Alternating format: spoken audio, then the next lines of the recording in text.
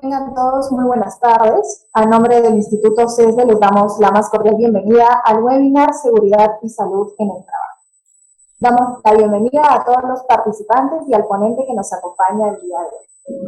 La exposición estará a cargo del ingeniero José Sandoval Rojas. Él es ingeniero ambiental colegiado con estudios de maestría en temas de salud ocupacional, ciencias ambientales, con mención en control de la contaminación, posgrados en Sistema Integrado.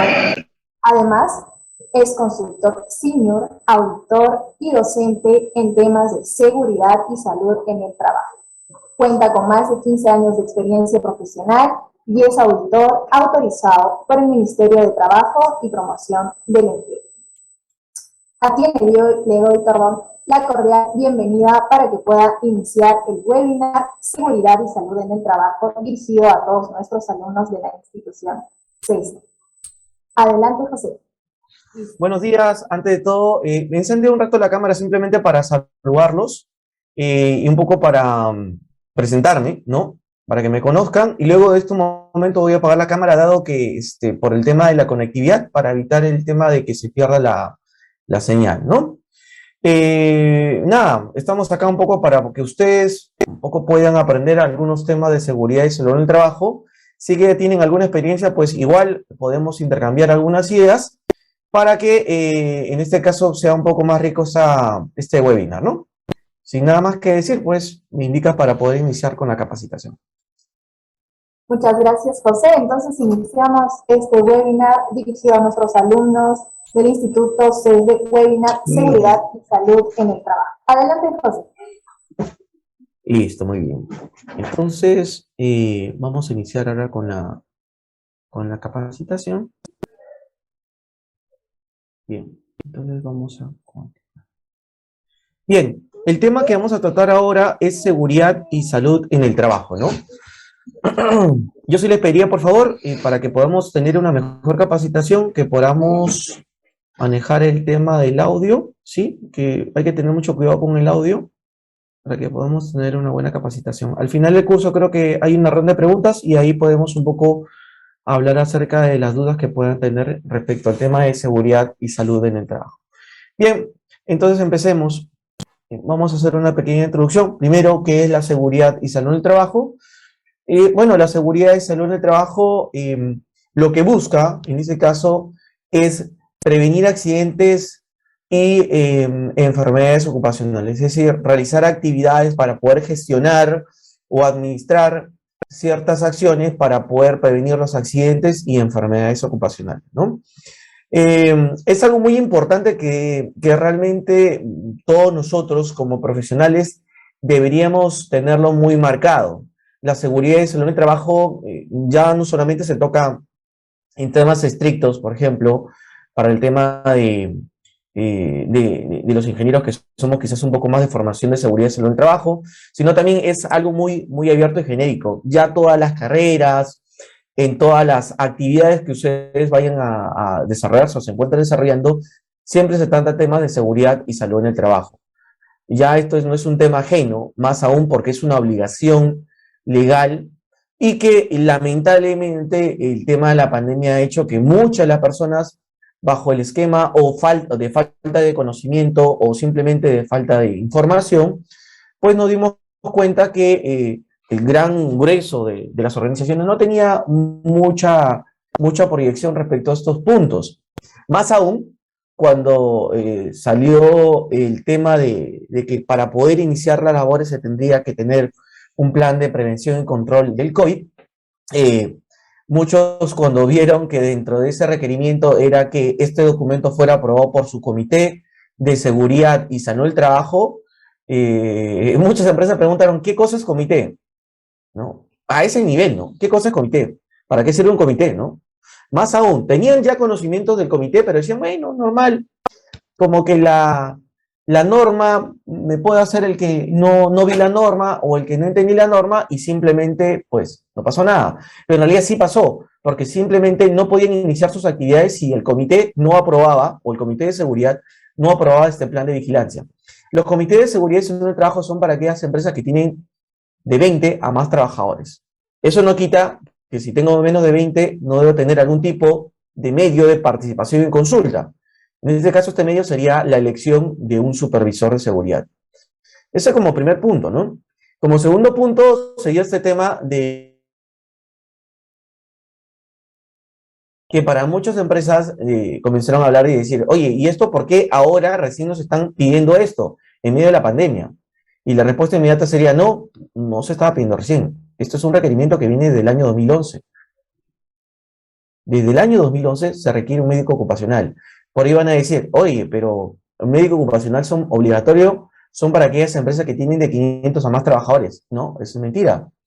En la normativa legal peruana se dice que la presencia de un médico ocupacional es, sí, es correcto para aquellas que tienen de 500 a más trabajadores. Presencia permanente, es decir, 5 días a la semana, 6 horas diarias. Pero el hecho de que tenga menos de 500 no implica que no deba tener. La misma norma lo dice. Sí lo debe tener, pero no va a cumplir esa frecuencia o presencia que sí es exigible para aquellas empresas que tienen más de 500 trabajadores, ¿no? Entonces, bajo ese hecho, pues muchas empresas se vieron muy perjudicadas, pero por su falta de gestión. Fue por su falta de gestión directa, ¿no? Entonces, bien. También tenemos una ley, la ley 29.783, que es de aplicación para todos los sectores. Entonces, un poco reafirmando esta obligación. Todas las empresas, indiferentemente en el sector que estén trabajando, pues tienen que cumplir la ley de seguridad y salud en el trabajo. Y en este caso tiene que implementarlo de manera muy proactiva, porque en realidad sí funciona. Lamentablemente, si no implementan o no tienen mínimamente lo que la legislación pide, pues trae como consecuencia las multas, pues, ¿no? Y esto no solamente aplica, y este tema de las multas no solamente o el tema de la falta de querer implementar medidas de control de seguridad, no solamente se va a ver en las empresas pequeñas o medianas, también se ha visto que empresas grandes, ahora últimamente empresas, un par de mineras grandes, que se encontró que no estaban cumpliendo con la normativa relacionada a la prevención del COVID y también han recibido multas bien grandes. Entonces pienso que si nosotros hacemos un gran esquema de qué cosa es lo que tengo que implementar o qué cosa es lo que tengo que hacer y qué cosa no debo hacer, pues una de las primeras ideas que deberían estar en mi lista es implementar la legislación en seguridad en el trabajo. Porque simplemente ahí van a caer multas, ¿no? Y no son multas chiquitas. Multas que pueden ir hasta 200 unidades impositivas tributarias. Bueno, el objetivo de la legislación, en este caso de la ley 29.783, que es la norma madre, de eso hay muchas normas adicionales y sectoriales, pues es bajo la misma concepción, ¿no? Prevenir los accidentes y enfermedades ocupacionales, ¿no? Formulo estas preguntas para poder conversar un poco más, ¿no? Y preguntas también clásicas que se suelen hacer es, cuando ya comienzo a hablar sobre el tema de seguridad y salud en el trabajo, es acerca de cuál es esta diferencia y que se suele presentar entre una enfermedad ocupacional y profesional, porque suelen leer que la normativa habla de enfermedad ocupacional y profesional y pareciera que fuera lo mismo. Desde el punto de vista legal hay una diferencia, ¿no? De hecho, una enfermedad profesional es aquella enfermedad, no es que da a los profesionales solamente, es una enfermedad que realmente da a cualquier tipo de persona que labora en una actividad, pero que desde el punto de vista normativo está legislado, es decir, que está normado realmente que esto es una enfermedad profesional y que bajo esa concepción implica responsabilidades legales hacia o desde el empleador hacia el trabajador, que puede ser presto de denuncias, ¿no? En cambio, y que está demostrado, ya demostrado con estudios, de que es una enfermedad que te va a dar estrictamente por estar realizando una determinada labor. Por ejemplo, yo hago una actividad en un socavón o hago una actividad que implique movimiento de tierra, hay mucha posibilidad que pueda obtener una enfermedad que se llama la silicosis. O si que trabajo en una empresa de fundición, pues la siderosis, o si soy un soldador, de repente también la siderosis, y que están relacionados estrictamente a la actividad que yo estoy realizando. Pero hay actividades que lamentablemente podrían presentarse o que podrían desarrollarse tanto en mi centro de trabajo en otro lugar, como por ejemplo una lumbalgia, ¿no? Una lumbalgia se podría presentar, de hecho, si es que estoy realizando trabajo de levantamiento manual de cargas en mi centro de trabajo, pero también se podría dar dentro de repente si estoy haciendo algunas actividades dentro de mi casa u otras actividades ajenas a mi trabajo, que también se podría dar, ¿no? Ese tipo de enfermedades que están en esa, en esa zona gris, pues son las enfermedades ocupacionales, ¿no? Y que tendrían que ser investigadas y que se tendría que demostrar que realmente la persona ha obtenido esa enfermedad por las labores que está realizando para que recién del resultado de esa investigación se pueda concluir que es una enfermedad profesional, ¿no? Eso tendría que ser de esa manera. ¿Ok? Muy bien. Sigamos.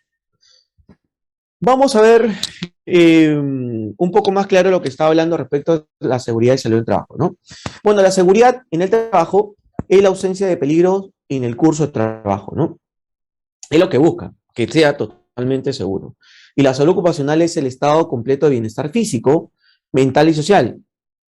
Y que no solo busca la ausencia de la enfermedad según la Organización Mundial de Salud, ¿no?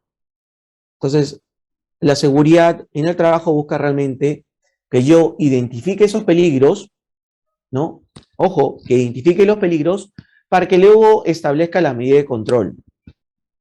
Siendo así que también, desde un punto de vista legal, se establece que una de las primeras obligaciones que tiene el empleador es gestionar los peligros y riesgos que estén relacionados a los trabajos que estén realizándose dentro de su organización, ¿no? Eso, ¿no? Ok. Entonces, hay que tener bien claro estas dos ideas, dado que lamentablemente solemos perder esta concepción y cuando ya estamos laborando en algún lugar, pues pensamos que las cosas se tienen que desarrollar de una determinada manera sin considerar las medidas de seguridad. Y al final uno es el afectado, ¿no? O luego el trabajador es el afectado también, ¿no? Porque podría tener algún tipo de lesión que lamentar. Vamos a ver algunos conceptos generales, ¿ya? El primer concepto es un poco de lo que he estado hablando son minutos, que es peligro, ¿no? Peligro, de acuerdo a nuestra legislación peruana, ¿no? Al decreto supremo 005, que se reglamenta la ley, dice que es una situación o característica intrínseca de algo capaz de ocasionar daño a las personas, equipos, procesos y ambiente. Eso es lo que dice la legislación. Si no vamos a normativas internacionales tipo la norma ISO 45001, que es del Sistema de Gestión de Seguridad y Salud del Trabajo, dice que peligro es la fuente con un potencial para causar lesiones y deterioro de la salud. Bueno, hablando en sencillo, el peligro viene a ser todo aquello, que tiene un potencial de causar un daño. Hablando en sencillo, peligro es todo aquello que tiene un potencial de causar un daño. Ya. Ejemplos. Bueno, un peligro podría ser un piso mojado, ¿sí? Porque tiene un potencial de causar un daño. Que yo me caiga y me pueda lesionar la rodilla de repente. Un peligro podría ser un montacargas. Sí, un peligro podría ser un montacargas porque este montacargas tiene un potencial de causar un daño, que me puede atropellar y que me pueda fracturar de repente la pierna. Ah, interesante. ¿Un cable energizado podría ser un peligro? Sí, por supuesto que sí, porque tiene un potencial de causar un daño. ¿Ok? Eh, Cargas por arriba de los 25 kilos. ¿Por qué dije 25 kilos? Porque hay una normativa que es la Resolución Ministerial 375 del año 2008 TR, que establece que lo que un varón podría cargar como máximo son 25 kilos y lo que una dama podría cargar como máximo son 15 kilos. ¿Ok?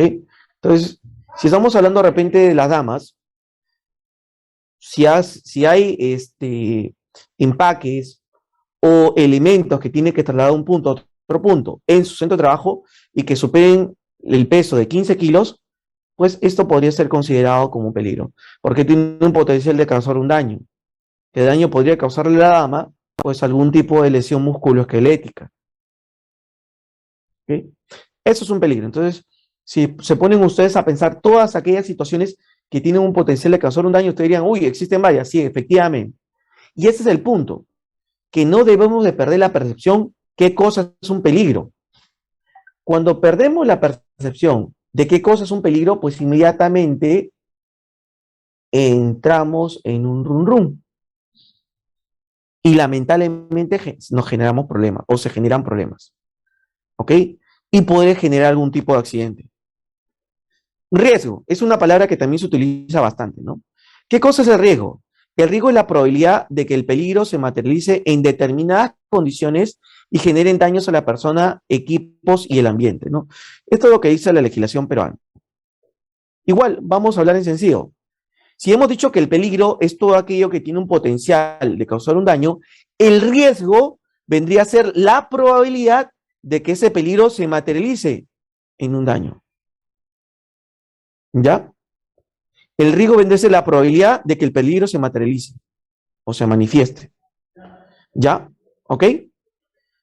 Ya, por ejemplo, hace unos minutos hice un ejemplo, dije que el peligro era un piso mojado, pues el riesgo es la probabilidad de caída al mismo nivel. Eso es el peligro. Es la probabilidad que yo me caiga. Yo digo que el peligro es un trabajo en altura, pues el riesgo vendría a ser la probabilidad de caída a diferente nivel. Eso es el riesgo. Si yo digo que un peligro es un cable energizado, pues el riesgo vendría a ser la probabilidad de electrocución de la persona. ¿Ya? Entonces, eso es. El riesgo simplemente es una probabilidad. El riesgo no es consecuencia. No. Ya hemos dicho que, de acuerdo a la concepción clara, el riesgo es la probabilidad que el peligro se materialice en un daño. Pero el riesgo no es consecuencia. El riesgo simplemente es probabilidad, nada más. Lo menciono y lo repito porque lamentablemente hay personas o algunos profesionales que intentan vender la idea que el riesgo es consecuencia, cuando el riesgo no es consecuencia. El riesgo es probabilidad, solamente probabilidad. Entonces existe el peligro, el riesgo y la consecuencia. Son tres cosas diferentes. Veamos algunos ejemplos. Miren, tengo el peligro. El peligro puede ser un trabajador que porta el COVID-19, o sea que ya está desarrollando una enfermedad. El riesgo en un centro de trabajo vendría a ser que yo me exponga a compañeros que tengan el COVID-19.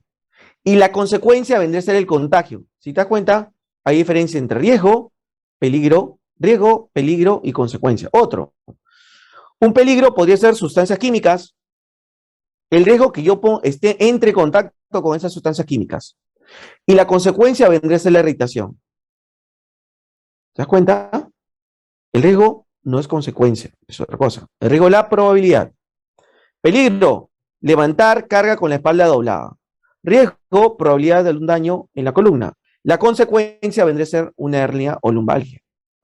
Peligro, piso rebaloso con cera. Riesgo, caída al mismo nivel, porque es una probabilidad de caída al mismo nivel. Consecuencia, contusión de fisura o fractura, ¿no?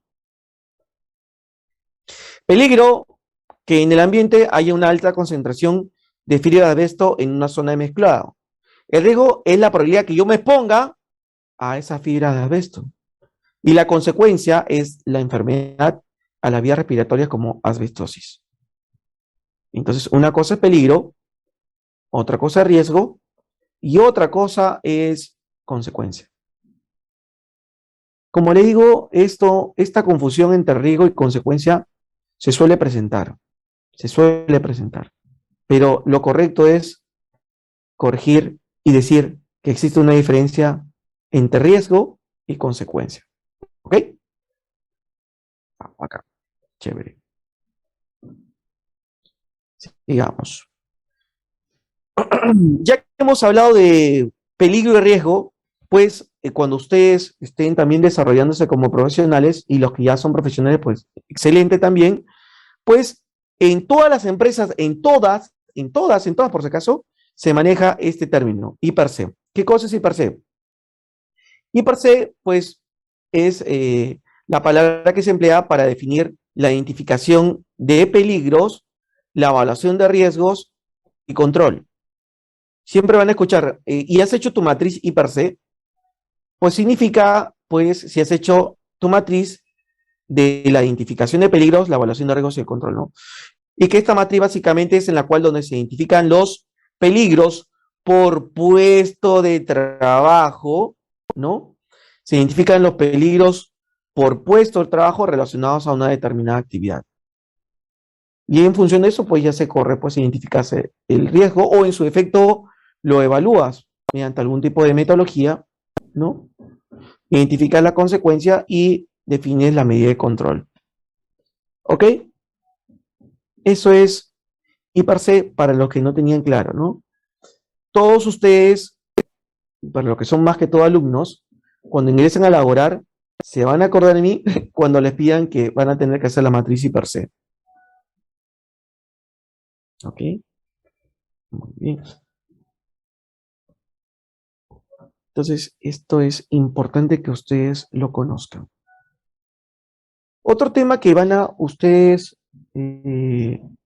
soler ver es el establecimiento de la jerarquía de controles, de los controles operacionales.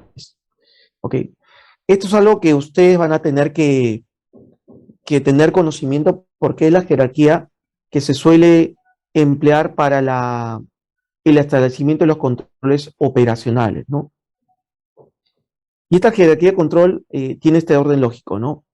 El eliminar, sustituir, control de ingeniería, control administrativo y EPP, ¿no? ¿Y por qué se hace esta jerarquía? Porque es la jerarquía lógica de... Es la jerarquía lógica del establecimiento de medida de control. Porque miren, cuando yo tengo un determinado peligro, lo que yo voy a hacer es, primero, para establecer los controles operacionales, el orden lógico, es decir, puedo eliminar el peligro, puedo sustituir el peligro por algún elemento material que sea menos peligroso, puedo establecer un control de ingeniería, o, en su defecto, puedo, en este caso, buscar un equipo de protección personal para poder de alguna manera manejar esta situación de peligro. Este es el orden lógico que tendría que hacerse. Lamentablemente en nuestro país empiezan por esto. A todos le dan EPP, lo cual está bien, pero antes de darle a todos EPP, pues tendría que ir establecer este orden lógico para al final llegar el equipo de protección personal. ¿Ok? Porque este es el control más rígido y va decantando al control que es menos rígido. Vamos a dar algunos ejemplos. Ok, vamos a dar algunos ejemplos, ¿ya? Miren, por ejemplo, a ver, cuando yo estoy haciendo un trabajo en altura, ya, ingeniero, usted me va a decir, o José, tú me vas a decir de que para trabajos en altura, pues lo primero que voy a utilizar es un EPP, pues, y ahí se rompe lo que tú estás diciendo, ¿no? ¿Cómo se llama? Que primero tendría que considerar eliminar, sustituir control ingeniero, control administrativo y EPP. Porque de frente, lo lógico es que me den un arnés de seguridad. En realidad, esto no es lo lógico. Lo primero, lo lógico es lo siguiente. Tú primero, antes que utilices un arnés de seguridad, y la pregunta lógica sería, ¿y para qué utilizas el arnés de seguridad? Pues para que no me quede a diferente nivel. Ok, muy bien, pero ¿y dónde te vas a anclar? En donde pueda. ¿Cómo que en donde pueda? No, no, no. Primero, para que tú te puedas anclar en un lugar, ese anclaje tiene que resistir tu peso de caída. Por eso normalmente cuando tú vas a hacer un trabajo en alguna organización, digamos, mantenimiento de una grúa puente, pues tendría que tener un punto de anclaje para que tú te puedas anclar. Este punto de anclaje, por si acaso, es un control de ingeniería. Y se instaló mucho antes que te dieran un equipo de protección personal. Entonces, la pregunta lógica siempre tendría que ser, para un trabajo en altura, ¿cuáles serían los controles que se deberían implementar? Primero, el eliminar. ¿Puedo eliminar el trabajo en altura? De repente sí. El trabajador, ¿por qué ese trabajo es en altura? Porque tiene que ser mantenimiento en la grúa puente.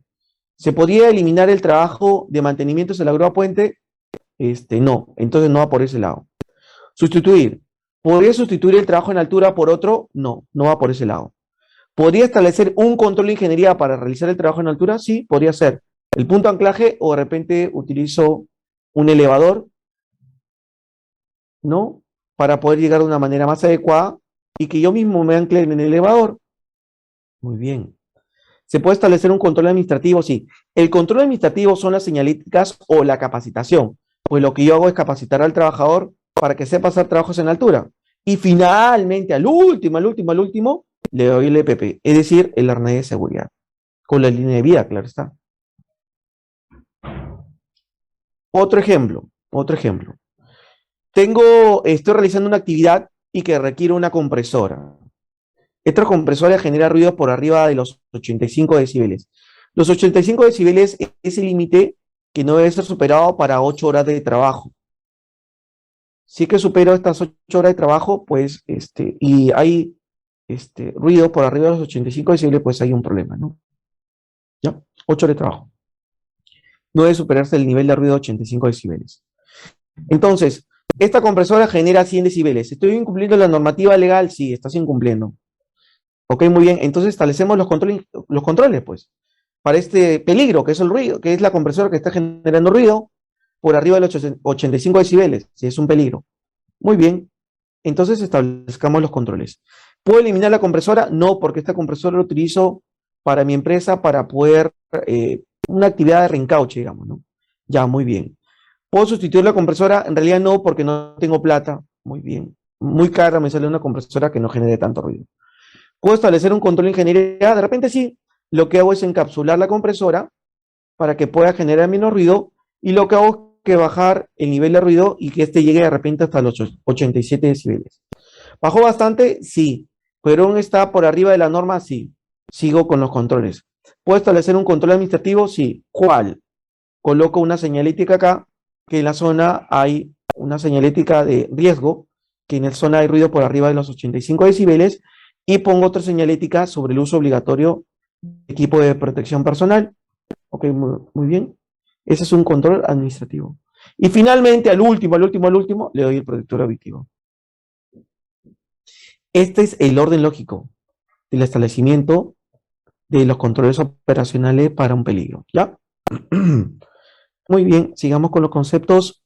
Otro concepto que van a escuchar frecuentemente es el término acto inseguro o acto subestándar, o condición insegura o condición subestándar, ¿no? Entonces, lo mismo, en realidad es todo. Acto y condición insegura es lo mismo, ¿ya? Perdón, acto inseguro o condición insegura son dos términos que se van a manejar y que ustedes van a ver frecuentemente, ¿no? Entonces, el acto inseguro o el acto subestándar, pues es lo que yo voy a hacer que incumple lo que está establecido. Es si yo estoy actuando en contra de lo que está establecido. Ese es un acto subestándar. Una condición insegura o condición subestándar ya es la condición del entorno que puede estar en contra de lo que está establecido o normado. ¿Ok? Un acto inseguro, vuelvo al primero, un acto inseguro puede ser que yo no me ponga el equipo de protección personal. Ese es mi acto inseguro. Estoy incumpliendo las normas. Estoy incumpliendo las reglas del juego. Un acto inseguro es que yo quiera hacer el mantenimiento de por ejemplo, de un torno sin haberlo desenergizado. Ese es un acto inseguro. Un acto inseguro es que yo quiera cambiar una pieza de repente de un torno, del chut, por ejemplo, sin haberlo apagado. Ese es un acto inseguro. Un acto inseguro es operar equipos del cual yo no estoy autorizado. Es un acto inseguro. Un acto inseguro es que yo cruce una pista cuando la luz está en rojo para el peatón. Ese es un acto inseguro. Un acto inseguro es que yo quiera cambiar el foco de mi casa sin haber bajado la palanca de la llave general. Ese es un acto inseguro. ¿Ok? Una condición insegura es lo que ya está en el entorno y que podría causar algún daño, alguna lesión. Por ejemplo, una condición insegura podría ser pisos mojados, cables energizados que estén ahí expuestos, que cualquier persona podría golpearse con eso, tocar eso. Una condición insegura podría ser herramientas que estén en mal estado, herramientas hechizas, máquinas energizadas que no estén en adecuado mantenimiento. Esos son condiciones inseguras, ¿ok? Entonces tenemos actos y condiciones inseguras, ¿ok? Muy bien. Y una consulta, ¿el acto y la condición insegura pueden ser peligros? Sí, por supuesto. El acto y la condición insegura son peligros. Son peligros. ¿Ok? Muy bien. Sigamos avanzando. Ok, bueno, dice que algo más visual, pues, hace que se entiendan mal los conceptos, ¿no? Este es un acto inseguro. Yo estoy haciendo algo que pueda ocasionarme una lesión. Y esto es una condición insegura, que el piso esté mojado. El acto es lo que yo hago que está en contra de lo normado. Y la condición es lo que ya está en el entorno y que podría causarme un daño. Entonces, aquí podríamos saber una cosa, que algunos accidentes son cuidadosamente preparados. O sea, yo mismo me busco el accidente en muchos de los casos. No va a pasar, eso nunca me va a pasar, dice. Ya que hablé de accidente, bueno, un accidente de trabajo, de acuerdo a la normativa legal peruana, dice que es todo suceso repentino que sobrevenga por causa o con ocasión del trabajo y que produzca en el trabajador una lesión orgánica, una perturbación funcional, una invalidez o lamentablemente la muerte, ¿no? Pero ahí no queda, hay una explicación un poco más profunda. Dice, es también accidente de trabajo aquel que se produce durante la ejecución de las órdenes del empleador o durante la ejecución de una labor bajo su autoridad, aún fuera del lugar de trabajo y hora de trabajo. Esto es importante que lo conozcan ustedes. ¿Por qué? Porque a veces puede decir, me accidenté. E inmediatamente los trabajadores o los jefes dicen, no, pero no es un accidente de trabajo porque el señor se accidentó fuera de la empresa. Ya, ok, muy bien. Y uno de frente pregunta al trabajador, una consulta, ¿tú te accidentaste fuera de la empresa? Sí, muy bien. ¿Y qué estabas haciendo? Pues yo soy repartidor o yo trabajo en el área comercial y mi función justamente es salir fuera de la empresa para ir a relacionarme con los clientes o entregar documentos. Ya pues, ¿y cuál es tu actividad de tu puesto de trabajo? Una actividad de mi puesto de trabajo justamente es tener reuniones comerciales o entregar paquetes a los clientes. Entonces, si es un accidente de trabajo, porque es una actividad que tú estás realizando por orden del empleador y que están establecidas, en este caso, en tu perfil de puesto. E incluso, si no estuviera establecido en tu perfil de puesto, pero tu empleador te dice que hagas esta actividad y durante esa actividad te lesionaste, pues es un accidente de trabajo, aún fuera de la empresa. Y si es que este trabajo se te encarga fuera del horario de trabajo, pues también es accidente de trabajo, porque se te ha encargado por parte del empleador para que realices esta actividad. Entonces también es considerada como un accidente de trabajo. ¿Ya? Entonces, no hay que perder esa idea. ¿Qué más? Otro concepto que se emplea es el incidente, ¿no? El accidente es cuando ya tengo una lesión. El incidente de trabajo es aquella asociación en la cual la persona casi se pudo haber lesionado, una lesión fuerte, o casi me golpeé o casi me lesioné. Y también hay otro concepto que se emplea, que es el incidente peligroso. O sea, ok, claro, el incidente es el que casi me golpeo o casi me atropello o casi me lesiono. Y el accidente es cuando hay una lesión como tal, ¿no? ¿no? Ok. Pero el incidente peligroso, ¿qué vendría a ser? El incidente peligroso es justamente también una situación que se pudo haber presentado, o sea, casi me golpeé o casi me mató. Es más, un casi me mató, ¿no? Es una situación que potencialmente pudiera haber ocasionado una lesión fatal en el trabajador. No se manifestó como tal, pero podría haber ocasionado una lesión. Por ejemplo, un incidente peligroso podría haber sido esta situación que estoy presentando, que en una actividad o en una obra se cayó una roca de un tamaño regular, ¿no? Y que en ese momento el trabajador de repente se encontraba en este punto. ¿Qué hubiera pasado si el trabajador hubiera estado en la zona baja? Pues se hubiera caído la roca y lo hubiera abierto, más que seguro. No lo fracturó, no ocasionó su muerte, en este caso, en el caso real. Entonces, esto es considerado como un incidente peligroso. Porque si el trabajador hubiera estado en ese lugar, lo hubiera matado. Otro ejemplo, digamos que todos nosotros estamos en una sala, ¿no? De clases, y de repente salimos todos fuera de la sala de clase porque ya son las 12 y tenemos que ir a almorzar. Justamente salimos y se cayó el techo. ¿Mató a alguien? No. ¿Pudo haber matado a alguien? Sí. Ese es un incidente peligroso. ¿Ok? Ese es un incidente peligroso. Ok, muy bien. Sigamos. Bueno, ya después de haber hecho una pequeña introducción, vamos a ver algunos requerimientos legales rápidamente, ¿no?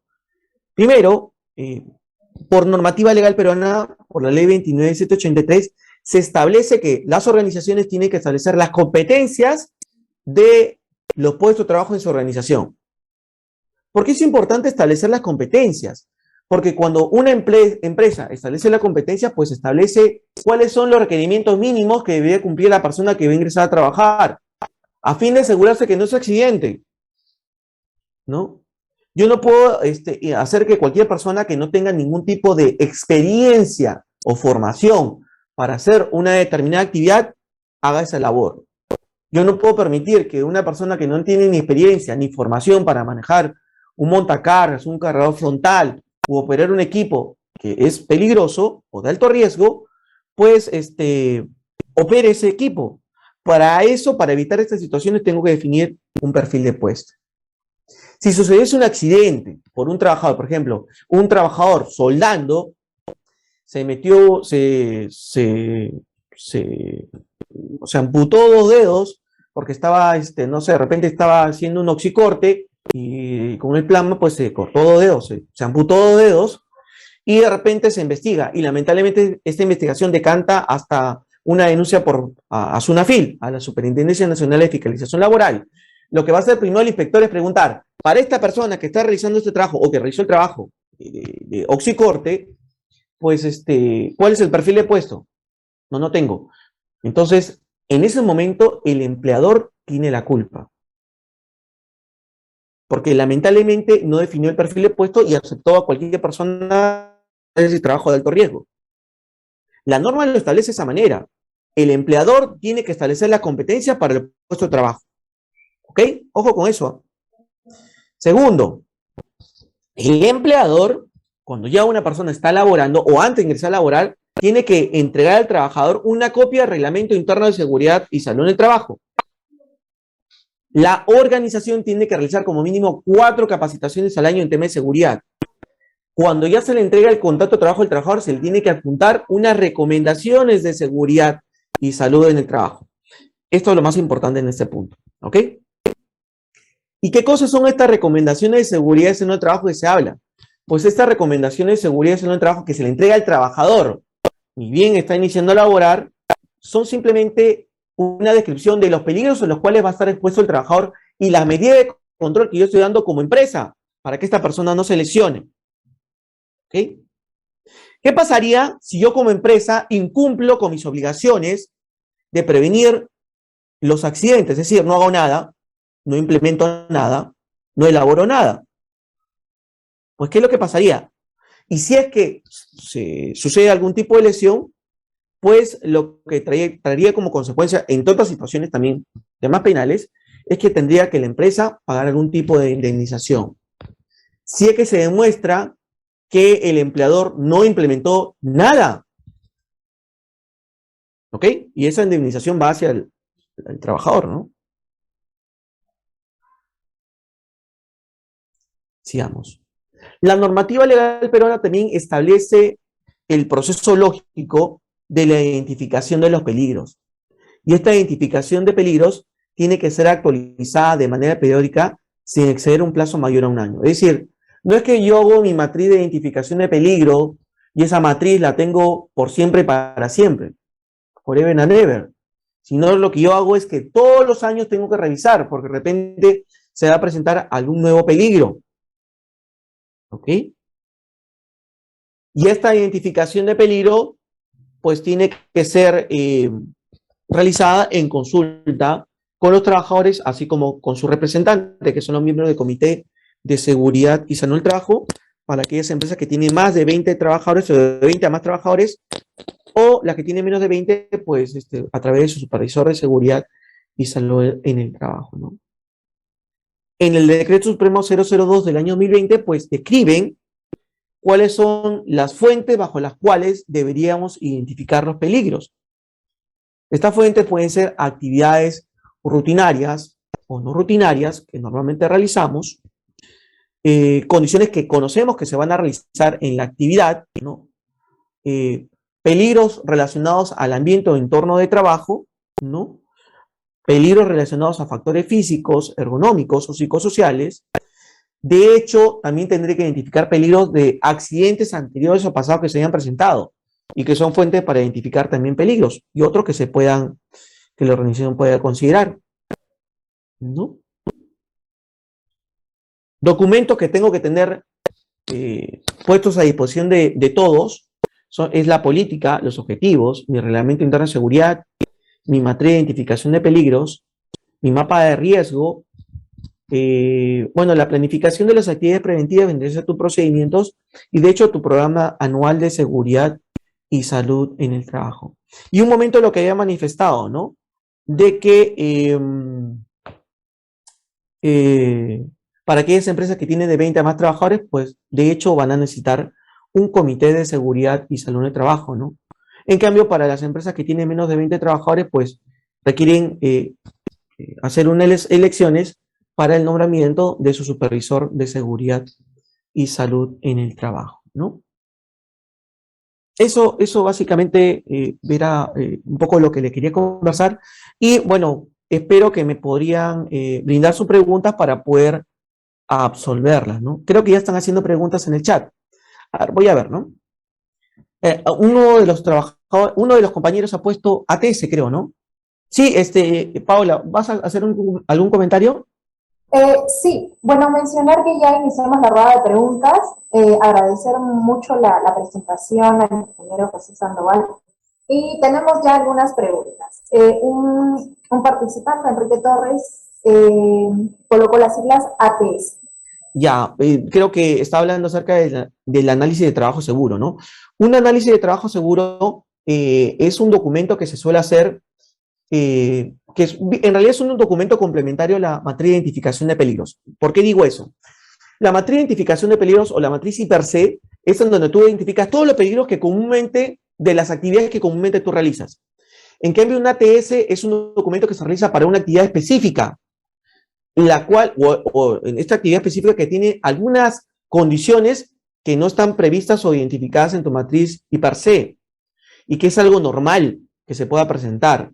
Por ejemplo, cuando yo estoy haciendo una construcción o alguna obra civil, las condiciones del entorno cambian diariamente y que tu matriz per se no va a soportar esos cambios normalmente, sino tendría que actualizarlo todos los días. Entonces, ante esta situación lo que se hace es tener un documento que se llama Análisis de Trabajo Seguro, que justamente su objetivo es identificar los peligros que se van a presentar durante la labor, una determinada labor, evaluar los riesgos y describir cuáles son las medidas de control que nosotros tenemos para manejar estas situaciones de peligro. ¿Ok? Listo, ATS. La Listo. siguiente pregunta es, la hace Naisha Guerreros. ¿Cómo se debe organizar el Comité de Seguridad y Salud en el Trabajo en una empresa o en una institución? Bien, un comité de seguridad y salud en el trabajo que es para una empresa que tiene más de 20 trabajadores, de 20 a más trabajadores, corrijo, es un comité que es paritario, es decir, es un comité que se constituye por un 50% de miembros que son elegidos por los trabajadores no directivos y el otro 50% designado directamente por el empleador. Y que este grupo de personas que son designadas directamente por el empleador suelen ser normalmente personas que que son jefes o son personal de confianza, ¿no? ¿Ya? Entonces, de esa manera está constituido tu comité. Un 50% elegido por los trabajadores y un 50% elegido por el empleador, dirigido directamente por el empleador.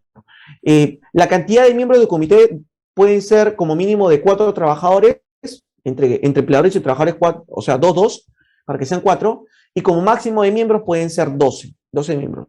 Es decir, 6 elegidos por los trabajadores y 6 elegidos por el empleador. Para la selección de los miembros del comité, pues existen realmente diversas metodologías.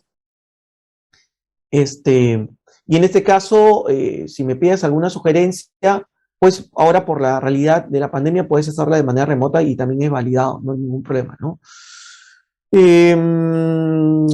Eso básicamente para la organización de un comité de seguridad, ¿no?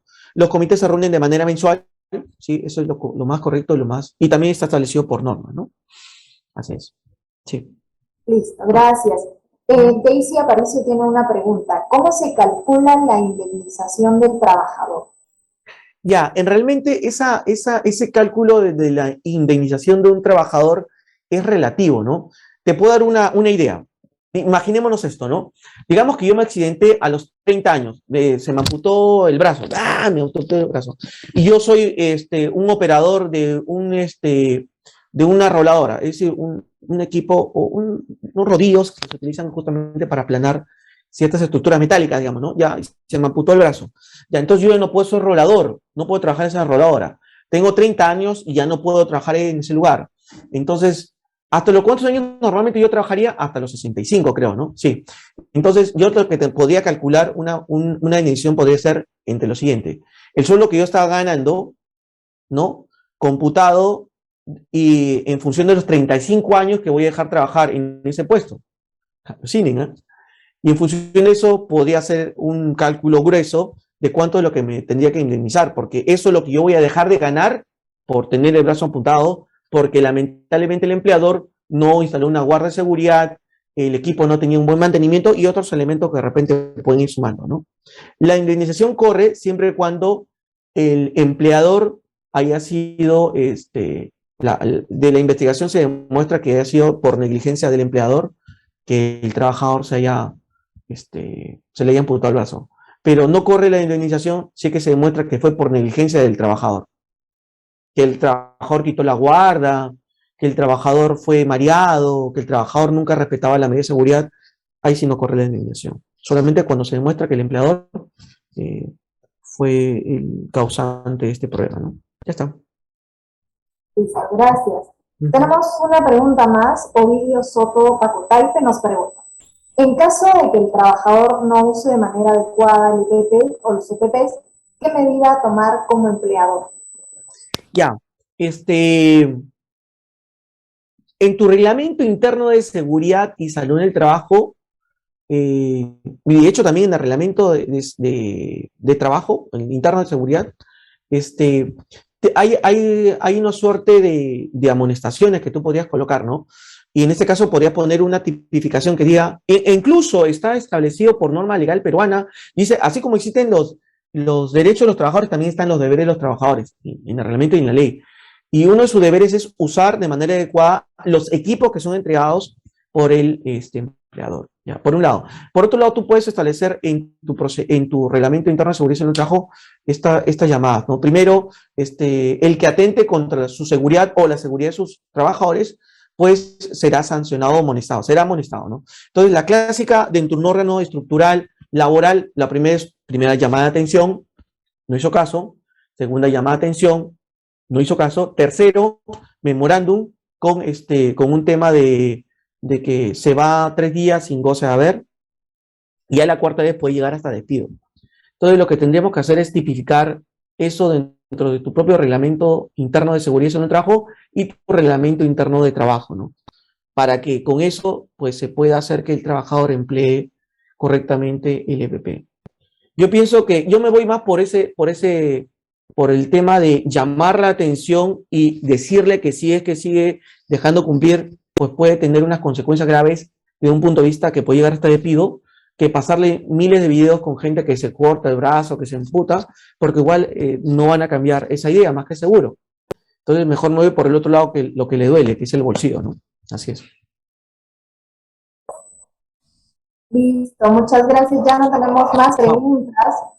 Quiero agradecer a nombre de la institución, del Instituto C, le agradecemos su participación a todos nuestros alumnos en el webinar Seguridad y Salud, y sobre todo agradecer la participación de nuestro ponente en esta ocasión, el ingeniero José Sandoval Rojas, que nos ha acompañado y nos ha dado una breve pero enriquecedora presentación sobre el tema de seguridad y salud en el trabajo, que es muy importante, sobre todo en las empresas privadas, y aquí en Ayacucho la mayoría de nuestros alumnos y egresados trabajan en instituciones públicas. Entonces, es muy importante conocer sobre este tema y saber a profundidad sobre el tema de incidentes, accidentes y demás. Muchas gracias, José, por esta presentación. Queremos agradecerte a nombre del Instituto CELDE por brindarnos un poco de tu tiempo. Supe que estabas muy cargado en la agenda, pero nos has podido dar un poco de tu conocimiento a todos nuestros alumnos. Muchas gracias por tu participación y por tu disposición en esta ponencia. Pierde cuidado, no te preocupes, estoy para servirles y nada, igual, estoy presto para cualquier otra duda. Sino que ahorita, a fin de año, normalmente me cargo mucho auditorías porque muchas empresas quieren pasar sus auditorías de certificación y por eso estoy un poco cargadito. Pero te agradezco bastante y conmigo, cualquier oportunidad, igualmente me dices y estoy para servirte, ¿sí? Listo, José, muchas gracias. Gracias a todos los Se chicos que se han cuidan. conectado el día de hoy. Muchas gracias. No se olviden participar en nuestros próximos webinars y talleres. Gracias a todos, que tengan un buen fin de semana. Muchas gracias. Listo.